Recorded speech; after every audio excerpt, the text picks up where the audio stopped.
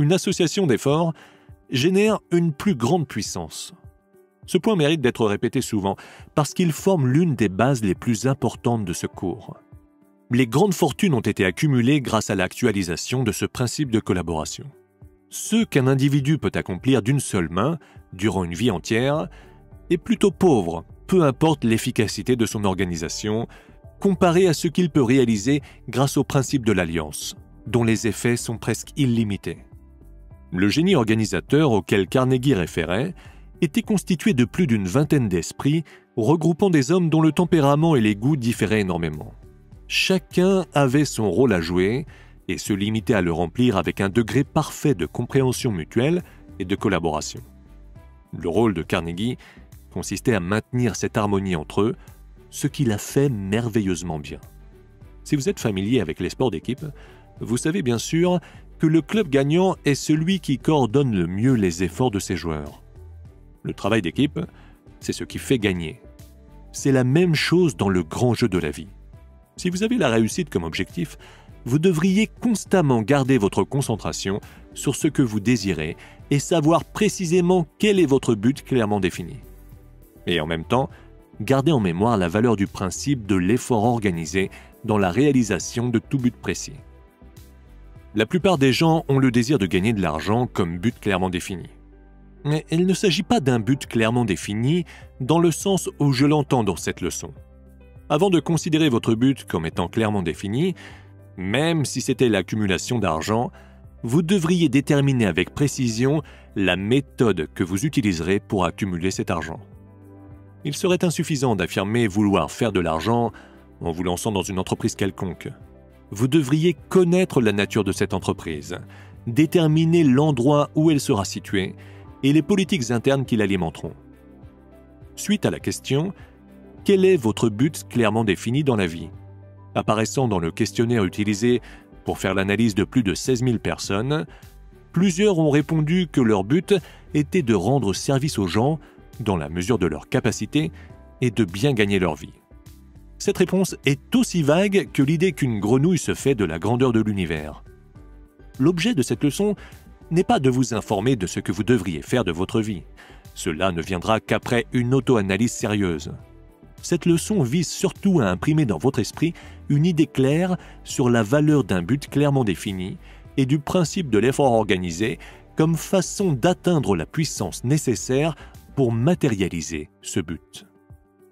Après avoir étudié minutieusement la philosophie des affaires de plus d'une centaine de personnes ayant atteint un succès remarquable dans leurs professions respectives, il s'est avéré que chacune d'entre elles pouvait prendre des décisions promptes et assurées.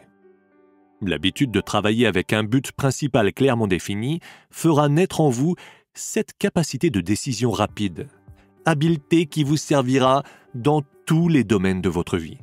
Bien plus, cette habitude vous aidera à concentrer toute votre attention sur une tâche donnée jusqu'à ce que vous l'ayez maîtrisée. La concentration de l'effort et l'habitude de travailler avec un but principal clairement défini sont deux facteurs essentiels à l'atteinte du succès, qui vont toujours de pair, car l'un engendre l'autre. Les gens d'affaires, les leaders ayant connu le succès, avaient tous l'habileté de la décision prompte et travaillaient toujours avec un but principal exceptionnel comme projet déterminé. Voici quelques exemples remarquables. F.W. Woolworth a choisi comme but principal clairement défini d'implanter en Amérique une chaîne de magasins 5-10-15 et il a concentré son esprit sur cette seule tâche jusqu'à sa réalisation complète, avec le succès qu'on lui connaît. William Riley Jr. a concentré son esprit sur la production et la vente de paquets de gomme à mâcher à 5 sous le paquet et a transformé cette idée en millions de dollars. Thomas A. Edison s'est concentré sur l'équilibre des lois de la nature et ses efforts ont abouti à des inventions plus utiles que tout ce qui avait été conçu à ce jour. R. H. Ingersoll s'est concentré sur une montre à $1 qui l'a fait parcourir la planète, idée qui lui a rapporté une fortune. Ellsworth Milton Statler s'est concentré sur un service hôtelier confortable et s'est enrichi tout en répondant aux besoins d'une clientèle satisfaite de ses services. Woodrow Wilson a concentré son esprit sur la Maison-Blanche durant 25 ans et il en est devenu son principal locataire grâce à sa connaissance concernant la nécessité de maintenir un but principal clairement défini. Abraham Lincoln a concentré son esprit sur la libération des esclaves, ce qui lui a valu d'être le plus grand président des États-Unis. John D. Rockefeller s'est concentré sur le pétrole et est devenu l'homme le plus riche de sa génération.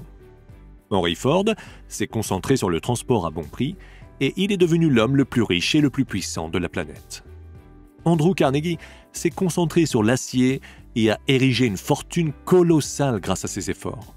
Les bibliothèques publiques ont utilisé son nom à travers le pays comme source d'inspiration. King Gillette est devenu multimillionnaire en se concentrant sur le rasoir de sûreté et il a offert au monde entier un rasage de près. George Eastman s'est concentré sur l'appareil photo Kodak. Cette idée lui a procuré une fortune tout en ajoutant au bonheur de millions de gens. William Randolph Hearst s'est concentré sur les journaux à sensation et l'idée lui a valu des millions de dollars. Helen Keller s'est concentrée à apprendre à parler et à réaliser son but principal clairement défini, malgré le fait qu'elle soit née sourde, muette et aveugle. Marshall Field s'est concentré sur le plus grand magasin de vente au détail au monde et il s'est matérialisé. Philip Armour s'est concentré sur le commerce de la boucherie et a établi non seulement une grande industrie, mais une fortune colossale.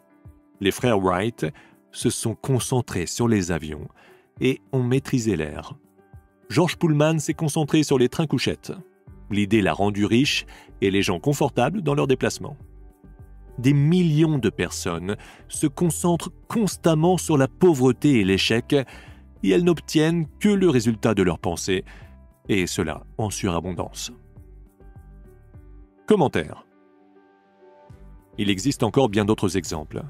Marie Curie s'est concentrée sur une recherche scientifique et a été la première femme à se mériter un prix Nobel. Également, la première femme à le mériter à 2 reprises. Coco Chanel s'est concentrée sur l'élégance de la mode et elle a défini les normes pour les femmes de se vêtir durant plus d'une génération. Henry Kaiser s'est concentré à bâtir des navires et il a bâti la marine américaine au cours de la Seconde Guerre mondiale. Ray Kroc s'est concentré sur les hamburgers et a rendu McDonald's la chaîne de restauration la plus prospère du monde entier. Martin Luther King s'est concentré sur les droits civils et a contribué à l'avancement des inégalités sociales des Américains de toutes les couleurs. Sam Walton s'est concentré sur les prix coupés et a couvert l'Amérique entière de ses magasins. George Lucas s'est concentré sur la guerre des étoiles et a exploité son film au point où il est devenu le plus fructueux de tous les temps. Stephen King s'est concentré sur les romans à suspense et il est devenu l'auteur le plus prolifique de tous les temps. Ted Turner s'est concentré sur la télévision par câble et a bâti un énorme conglomérat de médias. Barry Helmsley s'est concentré sur l'immobilier et a accumulé plus d'1 milliard de dollars de terrain dans la ville de New York.